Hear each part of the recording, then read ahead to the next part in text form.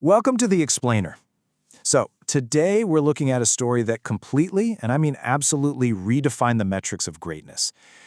When we think of historical figures who really shaped human history, our minds usually jump straight to emperors, wealthy conquerors, or political giants, right?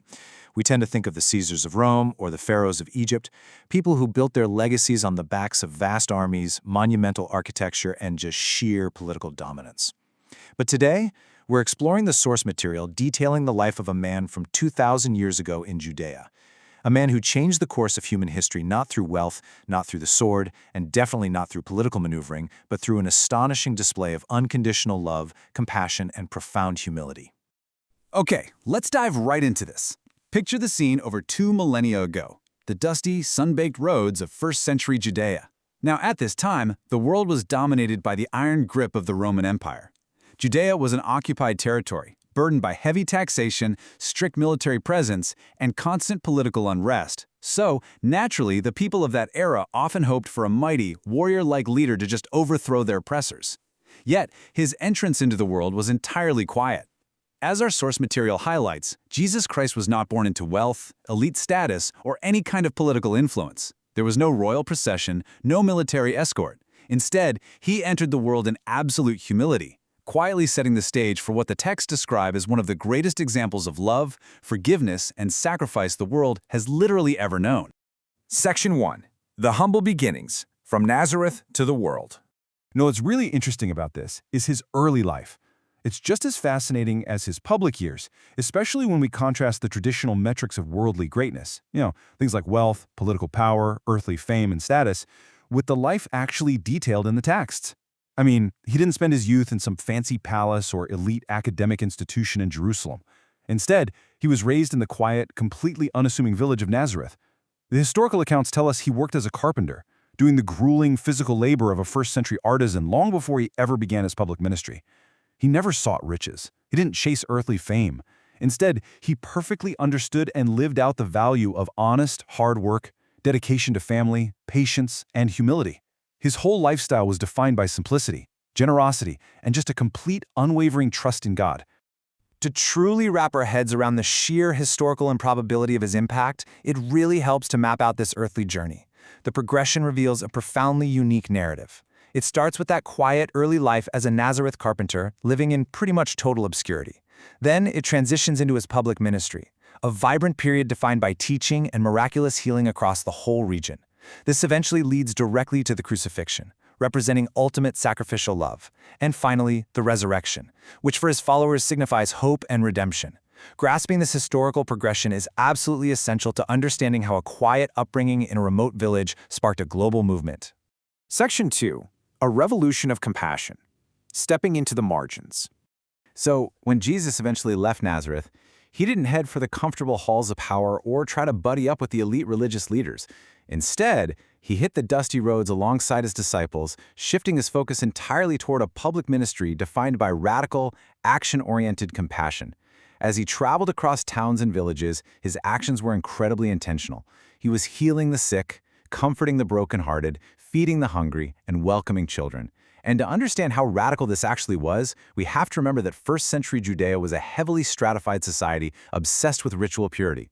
Touching someone who was sick or dining with social outcasts was deeply, deeply taboo.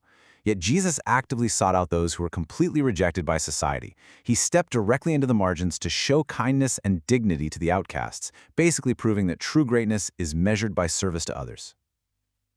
Section 3. Teachings that changed history. Profound truths in simple parables. So the crucial point here is that beyond just his actions, his words permanently altered the human landscape. Jesus had this incredibly unique ability to take the most complex spiritual concepts and deliver them through simple, relatable stories. We know them as parables. By talking about everyday things like seeds, lost sheep, and vineyards, he revealed profound truths that ordinary folks could easily grasp and carry with them. He encouraged people to love their neighbors and most radically, especially in a culture occupied by a hostile foreign military, to actually forgive their enemies. He taught his followers to show mercy, seek justice, live with deep humility, and above all, to place faith over fear. These weren't just nice, abstract philosophical ideas. They represented a completely transformative way of viewing human relationships and our relationship with the divine. It laid out a lifestyle of compassion and courage that continues to inspire billions of people today.